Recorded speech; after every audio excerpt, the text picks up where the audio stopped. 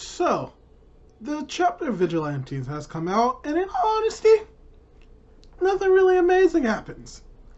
Except the setup for a particular character coming back into Vigilantes.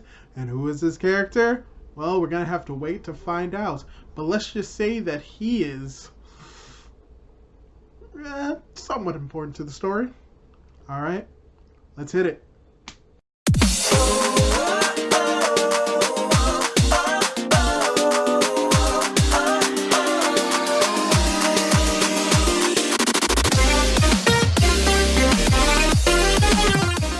Hey guys, how's it going? It is your boy, Big Blue Drew 97 here, coming at you with another manga review for My Hero Academia Vigilantes, manga chapter 91, titled Plan B.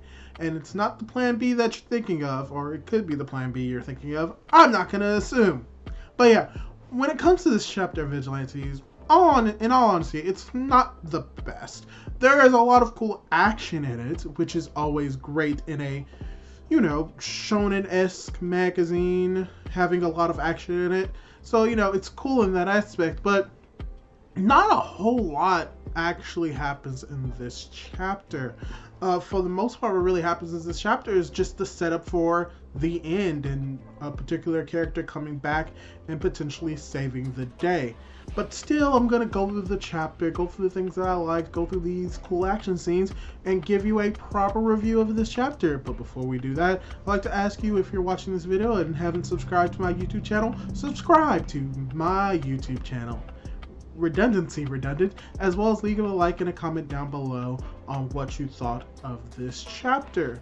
And without the way, let's get right into it. Starting off with the first page of this chapter, where we basically get sort of the continuation from last chapter, where we see this hooded figure attacking Ripper, attacking O'Clock, as O'Clock is able to dodge and weave out of the attacks, as we actually see the main page where we get the reveal of this not cover page, but the reveal of this chapter name, which is Plan B, where we see that O'Clock has done damage to this arm, and this arm is just going through the arena, destroying everything in its path.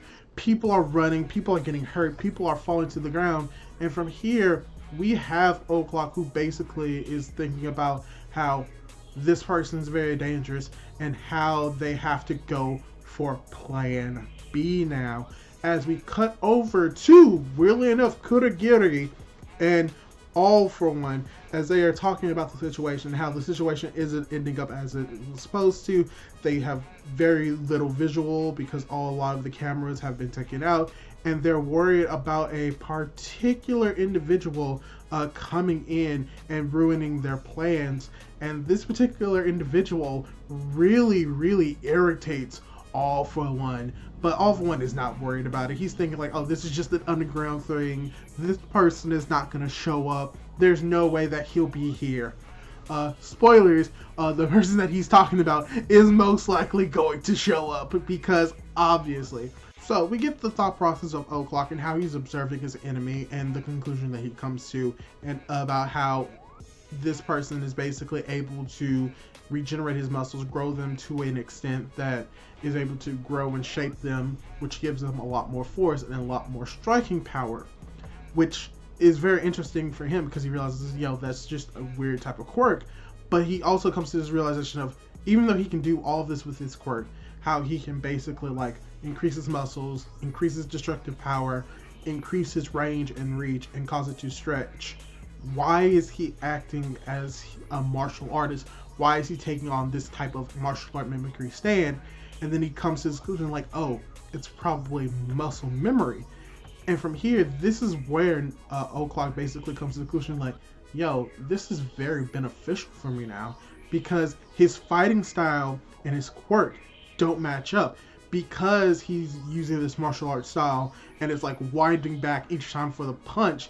It gives him an opportunity to strike and allows for his movements to be read by O'Clock. So when he does strike, O'Clock, even when he's not using all of his power of Overclock, is still able to strike and cut up the arm, causing damage, but unfortunately it's still going to heal but this just gives him like the advantage of like, okay, I don't really have to worry about really getting hurt. All I really need to worry about is following when and where he's gonna punch, when and where he's gonna fight, and just retaliate to that, which he does. And every time he does it, he doesn't get hit. He even goes more on the offensive because he's able to read his movements and understands his quirk a little bit more. And this is all going according to his plan B, because he comes to the realization that because he's able to do this, and because even though his breathing is haltered, he can still do it for like 10 to 12 seconds, which gives his second part of his plan the opportunity to be in place, which we see Tiger Buddy using her hopping legs to boom, boom, boom, dart through the crowd, dart over the type of security guards as she heads for the entrance, as they yell, "Bunny on the run!" as the hooded figure looks back and uses his quirk to stretch his arm to try and capture, bust through the guards, is about to reach Tiger Bunny. It seems as if he's moving, it's too big, it's so big, he has to extend all the fibers in his arm just to get close to grabbing her. But then you have O'Clock saying, did you forget about something? And then you hear someone else, and did you forget about me? As we see that Rappa comes in and using his quirk and his multiple barrage punches into this hooded figure to the point where he was unable to capture Tiger Bunny, which is actually all going according to plan as O'Clock planned, because we get a semi-flashback within this flashback where they have Tiger Bunny and you have Rappa's like basically thinking like, yo, what's plan B? Where plan B is basically like, in the instance in which we fight someone that I can't really handle on my own, we can't get the police to come in because this area is too dangerous, and we cannot ask for specific heroes for this specific enemy because that's going to take too long. And that he basically says that the plan B for an unknown threat is their ultimate card. And what is that ultimate card? Oh, well, you know, they just activate the All Might card. Because we see Tiger Bunny jumping out of the building, and let me just say, beautiful paneling. Beautiful. Tiger Bunny looks beautiful in this panel. As she's asking for a particular individual, you have Tiger Bunny who's asking for a Tanuma in the crowd of police officers, as everyone is looking in shock and awe, and it's like, what's going on? They're out of the garage. Wait 1 second, is that a student? Why is she wearing a mask? And it's like, yo, I got a message. Tiger Bunny's like, yo, is there a Tanuma out here? I got a message for him. He says, call you know who. Call number 1. We need All Might. As the chapter ends. So the individual that All for One, Kurogiri, as well as O'Clock was talking about, was All Might. And yeah, that's basically what this entire chapter was setting up to. Setting up to All Might coming back into the picture and saving the day. And before we get more into talking about what could possibly happen and about the chapter, one thing that I want to bring up, something that I saw in the comments about is, in the past few chapters, I've been talking about how we're going to see the reveal of All for One face, and All for One's going to steal O'Clock's quirk. Here's the thing, something that I forgot, and whoever you are, I'm very thankful that you told me about this. We already know how O'Clock gets his quirk stolen.